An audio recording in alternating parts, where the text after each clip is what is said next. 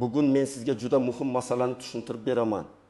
Avgust oyida pensiya jamg'armasi orqali keladigan pul, qayta hisob-kitoblar, qo'shimcha to'lovlar va ko'pchilik e'tibor bermaydigan huquqlar haqida gaplashamiz.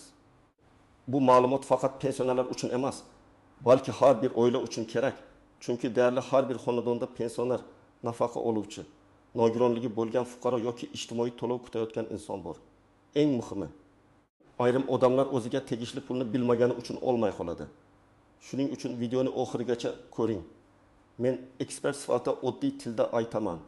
Kimga pul kelishi mumkin? Kim nimani tekshirish kerak?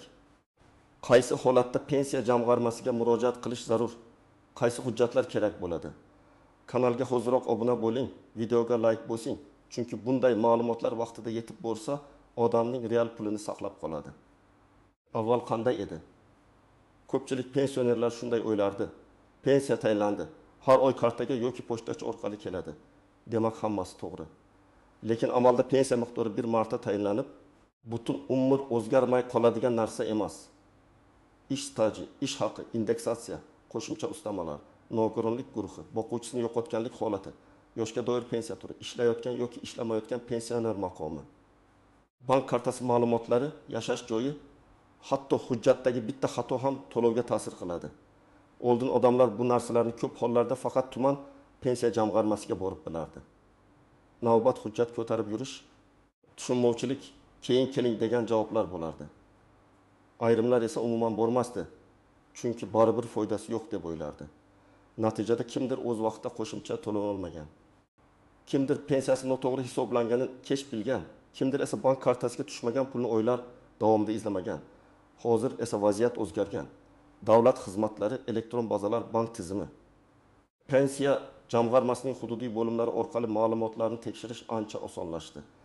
Eng muhimi, avgust oyida ko'pchilik uchun yoqimli syurpriz bo'lishi mumkin bo'lgan narsa shuki, ayrim toifadagi fuqarolarga pensiya yoki nafaqa bo'yicha qayta hisob-kitob, qo'shimcha to'lov, o'tgan oylar uchun farq summasi, indeksatsiyadan keyingi oshgan miqdor yoki hujjat to'g'rilangandan keyin yig'ilib qolgan pul kelishi mumkin.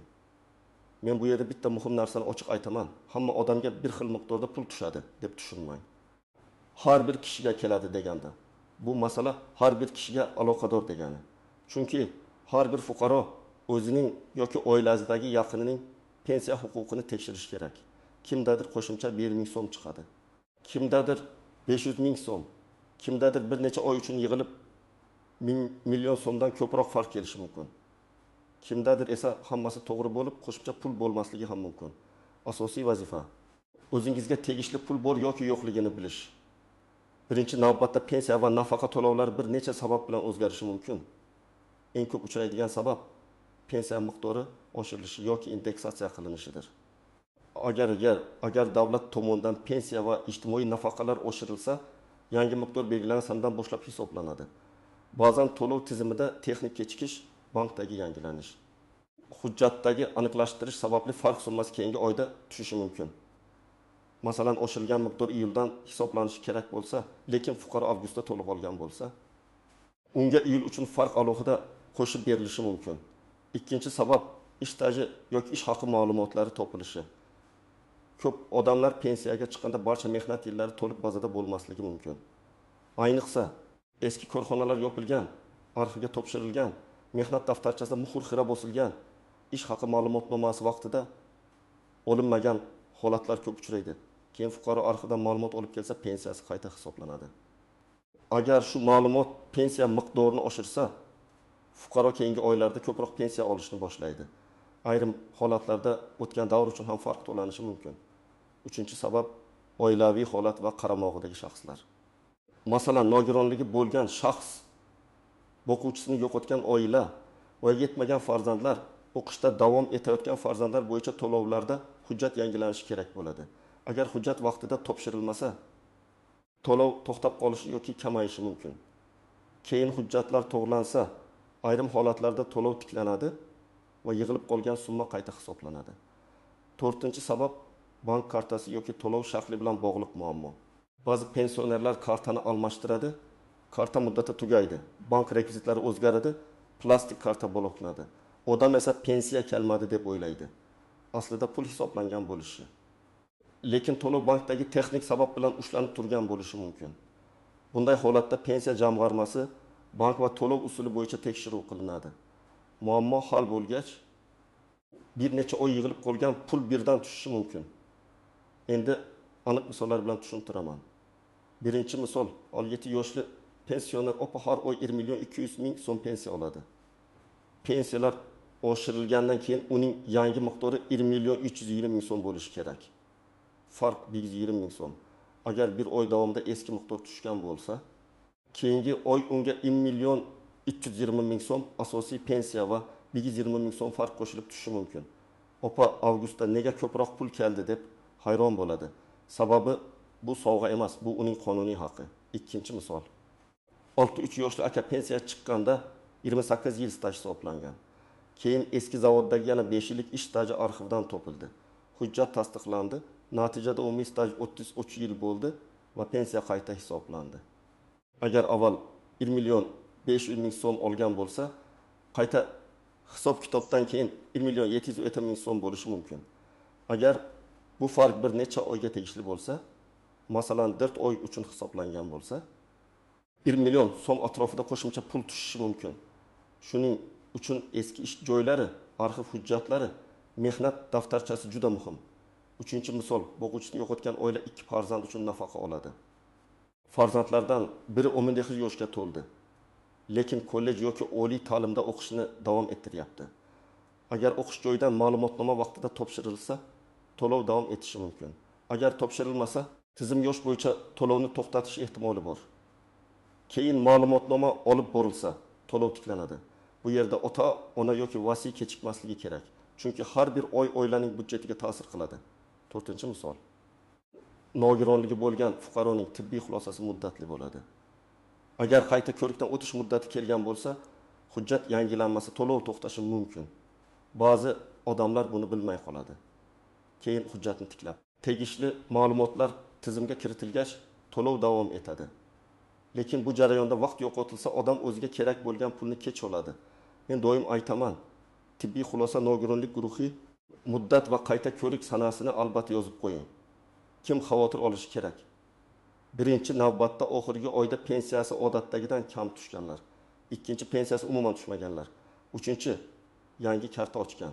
Bankini almashtirgan yoki kartasi muddat tugaganlar.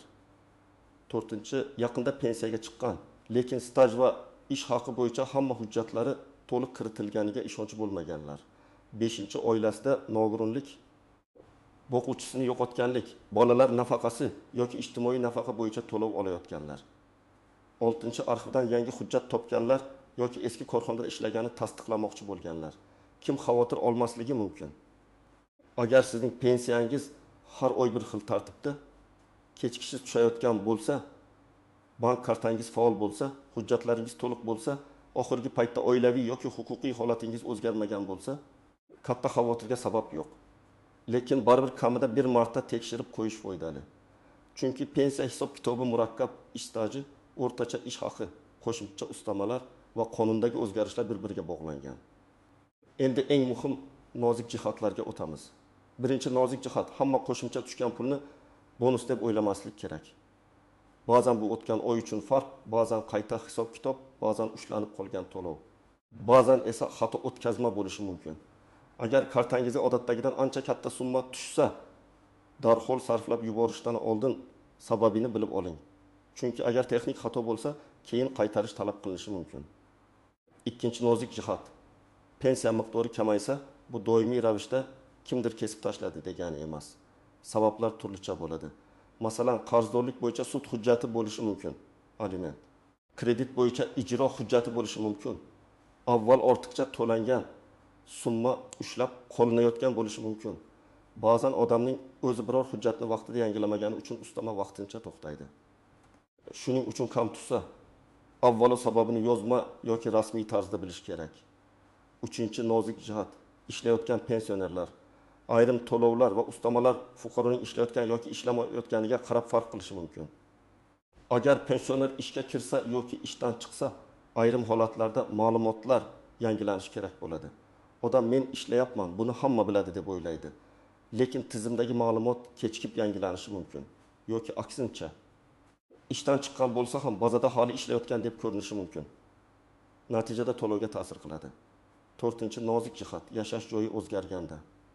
Bir tumandan boshqa tumanga ko'chigan pensionerlar ba'zan hujjat ko'chirish masalasini cho'zib yuboradi. Ro'yxatdan o'tish, mahalla, bank filiali, to'lov usuli o'zgarganda pensiya to'lovida uzilish bo'lishi mumkin. Bu uzilish har doim pul yo'qoldi degani emas, lekin odam o'z vaqtida murojaat qilmasa, kechikish ko'payadi. 5-chi nozik jihat, meros va vafot etgan pensionerning o'lmay qolgan pensiyasi. Ko'pchilik buni bilmaydi. Agar pensioner vafot etgan bo'lsa, uning olinmay qolgan pensiya summasi bo'yicha oila a'zolari yoki merosxo'rlar qonunchilikda belgilangan tartibda murojaat qilishi mumkin. Bunda o'lim haqidagi guvohnoma, qarindoshlikni tasdiqlovchi hujjatlar, meros hujjatlari yoki tegishli ariza talab qilinadi. Har bir holatda tartib alohida bo'lishi mumkin. Shuning uchun hududiy pensiya jamg'armasidan aniq ma'lumot olish kerak. 6-chi nozik jihat, firibgarlardan ehtiyot bo'ling. Avgustda hammaga katta pul tushadi. Kartangiz raqamini ayting, SMS kodni yuboring. Men pensiyangizni tekshirib beraman degan odamlarga ishonmang. Pensiya jamg'armasi xodimi hech qachon sizdan bank kartangizning maxfiy kodini, SMS tasdiqlash kodini, PIN kodini so'ramaydi. Agar kimdir telefon qilib shunday ma'lumot so'rasa, bu firibgarlik belgisi. Pensiya bo'yicha tekshiruvni faqat rasmiy idora, rasmiy portal, bankning rasmiy ilovasi yoki bevosita hududiy bo'lim orqali qiling. 7-chi nozik jihat, og'zaki javob bilan cheklanib qolmang. Agar siz menga kam tushdi, menga farq berilmadi, stajim hisoblanmadi desangiz, imkon qadar yozma ariza bering. Yozma ariza bo'lsa, unga javob berilishi kerak. Og'zaki gap esa erta isbot bo'lmaydi. Men amaliyotni ko'p ko'rganman. Odam bir necha marta boradi, har safar boshqa javob oladi. Lekin ariza yozmagani uchun masala joyidan siljimaydi. Endi aniq nima qilish kerakligini bosqichma-bosqich aytaman. Birinchi qadam, oxirgi 3 oyda qancha pensiya yoki nafaqa tushganini tekshiring. Bank ilovasiga kiring. SMS xabarlarni ko'ring. Agar pochtachi orqali olsangiz, to'lov varaqasidagi summalarni yozib chiqing. Odatdagi miqdor bilan solishtiring. Masalan, iyunda 1 million dirchi deyaptim men. Iyulda 1 million dirchi deyaptim men. Avgustda 1 million 720 ming tushgan bo'lsa, farq nima sababdan kelganini bilish kerak. Aksincha, avgustda 1 million 200 ming tushgan bo'lsa, kamayish sababini aniqlash kerak. Ikkinchi qadam, shaxsiy hujjatlarni tayyorlang. Pasport yoki ID karta, JSHSH raqami, pensiya guvohnomasi bo'lsa, u bank kartasi rekvizitlari, mehnat daftarchasi, ish haqi ma'lumotnomalari, arxiv ma'lumotlari, nogironlik bo'yicha tibbiy xulosa. Boquvchisini yo'qotganlik hujjatlari, o'qish joyidan ma'lumotnoma, nikoh yoki tug'ilganlik guvohnomalari kerak bo'lishi mumkin. Hamma hujjatni bir papkaga joylab qo'ying. Hujjat qanchalik tartibli bo'lsa, masala shunchalik tez hal bo'ladi. 3-chi qadam, hududiy pensiya jamg'armasiga yoki davlat xizmatlari markaziga murojaat qiling. Arizada aniq yozing. Mening pensiya miqdorini qayta tekshirib berishingizni so'rayman. Oxirgi oyda tushgan summa bo'yicha izoh berishingizni so'rayman. Ish stajimga oid mana bu hujjatlarni hisobga olishingizni so'rayman. O'tgan davr uchun farq summasi mavjud yoki mavjud emasligini ma'lum qilishingizni so'rayman. Arizada sana, telefon raqami, manzil va imzo bo'lsin. 4-chi qadam, agar arxiv hujjati kerak bo'lsa, qaysi korxonada, qaysi yillarda, qaysi lavozimda ishlaganingizni aniqlab yozing.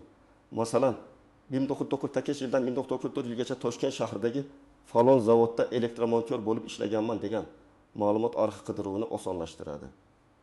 Eski mehnat daftarchasidagi yozuvlar xira bo'lsa, nusxa tayyorlang, lekin asl hujjatni ehtiyot qiling.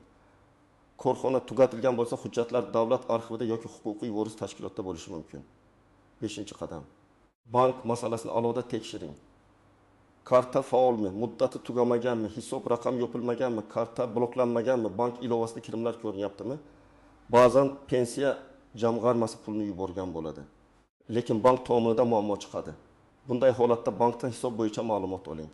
Agar bank pul kelmagan desa, pensiya jamg'armasidan to'lov yuborilmaganini so'rang. Ikkala tomondan ham aniq javob olmaguncha masala yopildi deb hisoblamang. 6-chi qadam, agar pensiya ham hisoblangan deb o'ylasangiz, hissiyot bilan emas, raqam bilan gapiring. menga kam berishyapti deyishdan ko'ra. Mehnat daftarchamda 35 yil staj bor, lekin menga 29 yil hisoblangan bo'lishi mumkin. Iltimos stajimni qayta tekshirib bering deyish ancha samarali. Yoki falon yildagi ish haqi ma'lumotnomam ilgari topshirilmagan. Endi hisobga olishingizni so'rayman deb yozing. Rasmiy idora aniq hujjat va aniq talab bilan ishlaydi. 7-qadam, javobni kuting va saqlang. Sizga berilgan yozma javob, ariza raqami, qabul qilgan xodim ma'lumoti. SMS xabarlar, bank ko'chirmasi, hammasini saqlang. Agar javobdan norozi bo'lsangiz, yuqori turuvchi tashkilotga yoki qonunchilikda belgilangan tartibda boshqa idoralarga murojaat qilish mumkin. Lekin birinchi bosqichda dalillarni to'plash juda muhim. 8-qadam. Oilangizdagi keksa insonlarga yordam bering. Ko'p pensionerlar telefon ilovasini ishlatmaydi, bank SMS'larini tushunmaydi, hujjatdagi farqni sezmaydi. Farzandlar va nevaralar kamida oyda bir marta ota-onasining pensiyasi tushgan-tushmaganini, karta ishlayotganini, hujjat muddati tugamagani tekshirib qo'ysa katta muammo olinadi. Bu yerda gap faqat pulda emas. Hurmat va mas'uliyatda ham. Men yana bir maslahat beraman. Har bir pensioner yoki uning oila a'zosi alohida daftar tutsa yaxshi bo'ladi.